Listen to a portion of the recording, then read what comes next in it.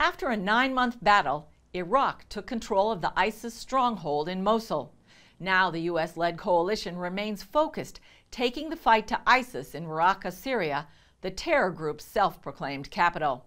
But as Chris Mitchell reports from the Golan Heights, some experts are warning the battle against the Islamic State might be a prelude to a much more dangerous battle just ahead. Most believe the victory in Mosul and the current offensive against ISIS in Rakka signals the end of the Islamic State Caliphate. But what happens next is the major question facing the Middle East. You have so many different actors, both at the state and sub-state level, that are working in these very amorphous coalitions and then, against one another, with one another, that this is a very, very dangerous place. I mean, this becomes a tinderbox. Carolyn Glick says a wide range of actors, including Syria, Russia, the U.S., Turkey, the Kurds, Sunni Islamist groups, Hezbollah, and Iran all make up that volatile mix. You got a lot of people with weapons. You got a lot of fighting going on in a small territorial unit, and its implications both for great power relations and, of course, for the ability to cause massive instability in neighboring countries like Jordan, like you mentioned, Israel, and of course Iraq is sort of part of the same theater, are just almost mind-boggling. From this vantage point on the Golan Heights, you can see that instability in action. A number of groups control Syria along Israel's border, including rebel forces and even ISIS. But the groups that concern Israel the most are the ones connected to Iran. Not so far from here, we have thousands of Shiites, Iranian-backed militias that are fighting in Syria. Avi Melamed says the West needs to know the war in Syria stretches beyond its borders. The war in Syria is way beyond the civil war.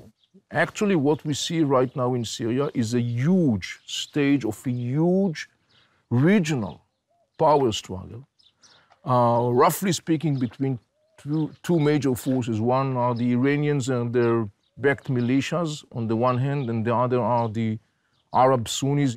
Glick warns Syria is flooded with Iranian troops. The Syrian military today is Iranian, Hezbollah is Iranian, of course, Iran is Iranian, and they have an unlimited number of troops that they can bring in at will, and they are bringing into Syria from Afghanistan, from Pakistan, and it's basically a bottomless well of personnel that Iran can bring over and use as cannon fodder for its hegemonic aims in the Middle East. Melamed warns Iran is trying to create a land bridge to Lebanon on the Mediterranean that would pose a great danger to Israel. We have to remember that the Iranian regime vows the elimination of the State of Israel.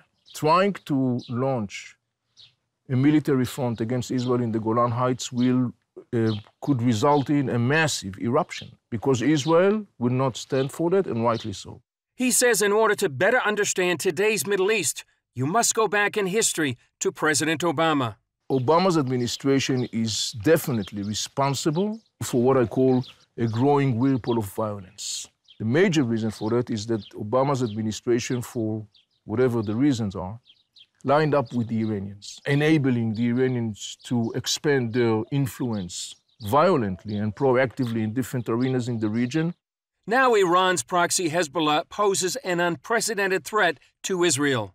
They're in control of Lebanon and openly threatening war with Israel. And not only are their armaments sophisticated to a degree that we've never seen before in the hands of terrorists that are controlled by a terror regime, but their men under arms, their soldiers are battle-hardened, gruesome, brutal warriors who have been in the battlefield in Syria for the past 6 years. Melamed believes the danger is greater now than when all of the Middle East ganged up on Israel in the 1967 Six-Day War. It's much greater. Look, we are looking today at reality where you have dozens of thousands of Shiite militants that are already operating in Syria, massively armed, financed, and guided by the Iranians. The Iranians are, the same way they took over Lebanon in a remote control using the Hezbollah, the Iranians are envisioning a similar future to Syria. That could lead to a confrontation with global implications. And in Israeli signals, and the Israeli signals are going to be very powerful because Israel is determined not to allow the Iranians to make the Golan Heights a stage of war. the ramifications of the potential development that I was now portraying of that reality on the ground, the ramifications are not only local, they are not only regional, they are exceeding the regional level, they could be global.